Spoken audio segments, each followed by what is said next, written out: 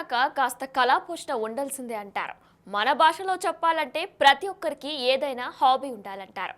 మనిషికి ఏదైనా హాబీ ఉంటే అందులో ఆనందంగా ఉంటారని, ఒత్తిడిని మర్చిపోతారని హాబీలు ప్రోత్సహిస్తారు. అందుకే కళాపోషణ ఉండాలంటారు. ఇక ఈ హాబీల విషయానికి వస్తే జిహ్వకో రుచి పుర్రెకో బుద్ధి అన్నట్టు ఒక్కొక్కరికి ఒక్కో విషయంలో ఇంట్రెస్ట్ ఉంటుంది. మనం ఇప్పుడు చెప్పుకోబోయే వ్యక్తికి నాణాలు సేకరించడం హాబీ. ఇప్పటికే చాలా పెద్ద మొత్తంలో అరుదైన వస్తువులను సేకరించాడు. Guinness book of world records లో చోటు సంపాదించేదాకా తన సేకరణను ఆపనంటున్నాడు. హాబీగా అతను సేకరించిన చారిత్రక వస్తువులపై బిగ్ టీవీ అందిస్తున్న స్పెషల్ స్టోరీ మీరు చూడండి.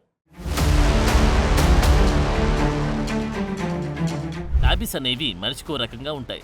ఎవరికి ఏ హాబీ ఉంటుందో దానికి రీజన్ ఏమిటో ఎవరు చెప్పలేరు. కొందరికి ఆటలంటే ఇష్టం, మరికొందరికి రిస్క్ తో కూడిన పనులు చేస్తూ భిన్నంగా ఉండడం ఇష్టం, కొంతమందికి అరుదైన వస్తు సేకరణ అంటే ఇష్టం.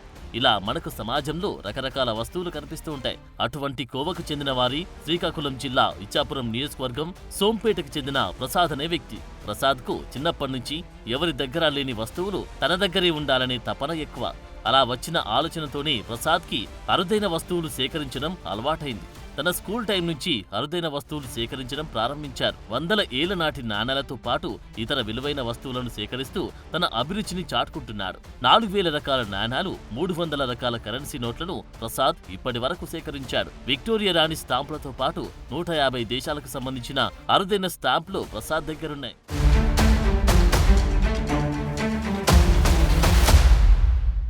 భావితరాల వారికి చరిత్రను తెలియజేయాలనే ఆలోచనతోనే తాను ఇలా పురాతన వస్తువులను సేకరిస్తున్నాడంటున్నాడు ప్రసాద్. జిల్లాలో పలు పాఠశాలలు, కళాశాలల్లో తన దగ్గరనున్న పురాతన వస్తువులను ప్రదర్శనగా పెట్టి వాటి చారిత్రక విషయాలను విద్యార్థులకు వివరిస్తుంటాడు. కొత్త అంశం ఉందని తెలిస్తే ఎంత దూరమైనా వెళ్లి ఎంత ఖర్చైనా పెట్టి తెచ్చుకునేదాకా నిద్రపోడు. ఇలా తెచ్చుకోవడం వ్యసనంలా మారిందంటున్నాడు. అన్ని దేశాల కరెన్సీతో పాటు పురాతన పరికరాలు, వస్తువుల ద్వారా గిన్నిస్ రికార్డ్ సాధించాలనే తపనతో సేకరణ కొనసాగిస్తున్నాను అని ప్రసాద్ అంటున్నాడు. చోళులు, శాతవాహనులు ఇలా అనేక వందల సంవత్సరాల క్రితం పాలించిన రాజుల కాలం నాటి నాణాలు, అరుదైన వస్తువులను సేకరించి అందరినీ ఆశ్చర్యానికి గురి చేస్తున్నాడు.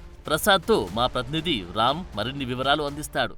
చాలామందికి చిన్నప్పటి నుంచి కూడా ఒక్కొక్క రకమైన అలవాటు ఉంటుంది. కొంతమందికి జంతువులు పెంచడం, మరొకరికి మొక్కలు పెంచడం, కొంతమందికి వస్తు సేకరణ అంటే కూడా రకరకాలైన అలవాట్లు ఉంటాయి. అటువంటి కోవకు చెందిన వారి ఇచ్చాపురం మండలం సోంపాటికి చెందిన ప్రసాద్. ఆయన క్రీస్తు పూర్వం 6వ శతాబ్దం కాలం నాటికి సంబంధించి అనేక వస్తువులు, అరుదైన నాణ్యాలు కూడా ఆయన సేకరించారు. మొత్తం మీద ఇస్తే చాలా వరకు చాలా అరుదుగా ఉండే నాణ్యాలు కూడా ఆయన దగ్గర ఉన్నాయి. అసలు ఈయనకి ఈ విధంగా ఎందుకు ఆసక్తి కలిగింది, ఎంతకాలం నుంచి ఈయన ఈ నాణ్యాల సేకరణ కానీ, లేకపోతే రకరకాల లెటర్ల సేకరణ కానీ, గాంధీ నెహ్రూలకు సంబంధించిన లెటర్లు కానీ, లేదంటే రాణి రుద్రమదేవి కాలం నాటి నాణ్యాలు కానీ, ఇలాగా చూసుకుంటే ఆయన దగ్గర కొన్ని వేల సంవత్సరాల క్రితం నాటి నాణ్యాలు కూడా ఉన్నాయి. అదే విషయాలకు సంబంధించి మనతో పాటు మాట్లాడడానికి ప్రసాద్ నర్స్ సార్, మీకు ఎప్పటి నుంచి ఈ రకమైన ఆసక్తి వచ్చింది?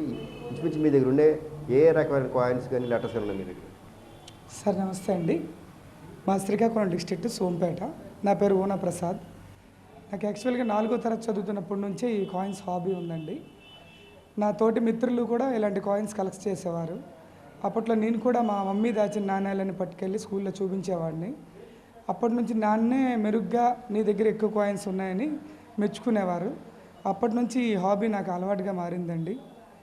దాదాపు ఇప్పటి వరకు ఒక 200 దేశాల కరెన్సీ నోట్లు, కాయిన్స్, అవే కాకుండా స్టాంపులు, పాత అగ్గిపెట్టెలు, పాత ఆడుకునే బొమ్మలు, ఇత్తడి వస్తువులు, ఇలా కాకుండా మన గవర్నమెంటు అప్పుడప్పుడు నాయకుల పేరు మీదుగా రిలీజ్ చేసిన 1000 రూపాయల నాణ్యం, 75 రూపాయల నాణ్యం, 60 రూపాయల నాణ్యం, అలాగే 10 రూపాయలు, రూపాయి నుంచి, అలాగే బ్రిటిష్ వాళ్ళు కానీ నుంచి 1 అనా నుంచి 8 అనా వరకు అన్ని కానీలు, పరకలు వరకు నేను సేకరించాను.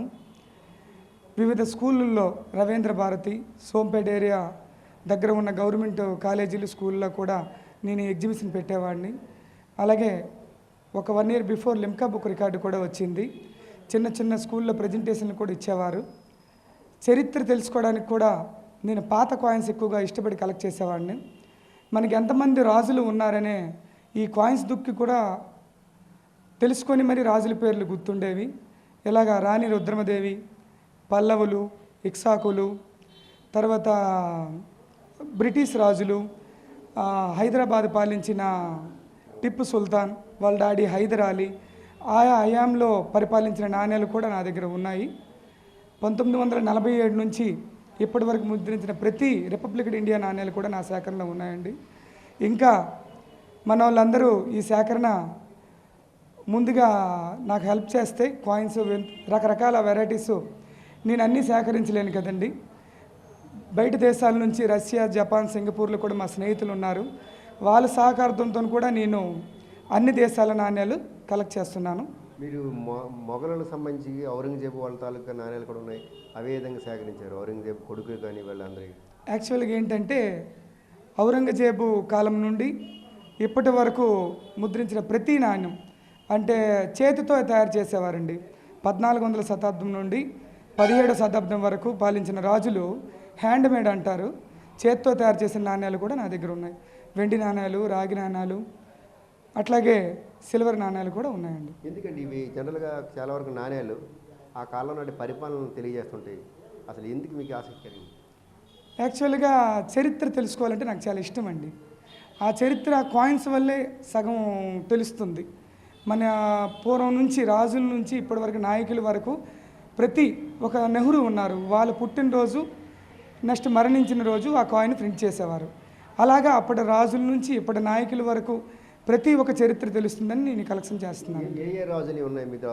రాణి రుద్రమదేవి, ఔరంగజేబు, ఇలాగే ఎంతమంది రాజులు ఉంటాయి? నా దగ్గర ఒక 29 మంది రాజులు ఉన్నాయండి.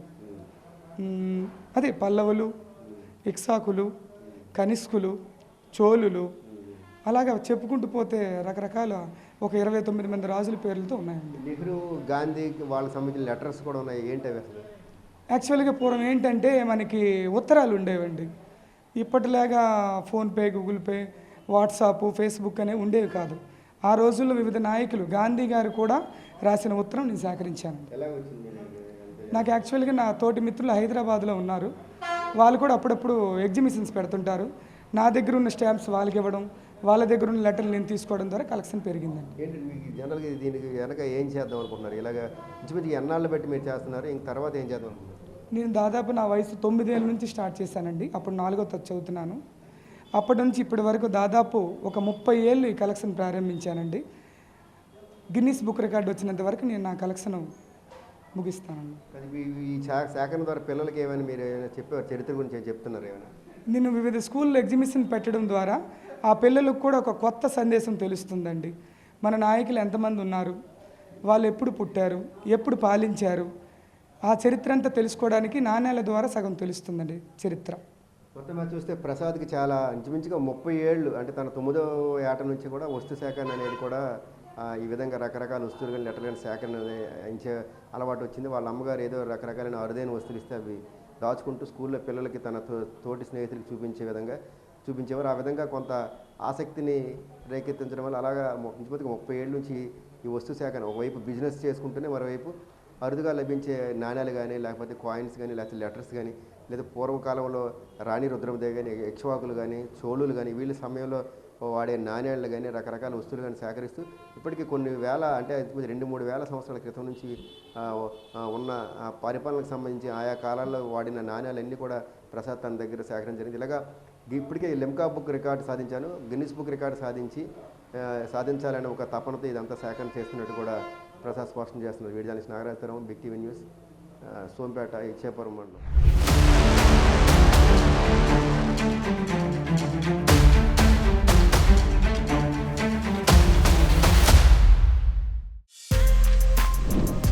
For more videos like this, subscribe Big TV channel.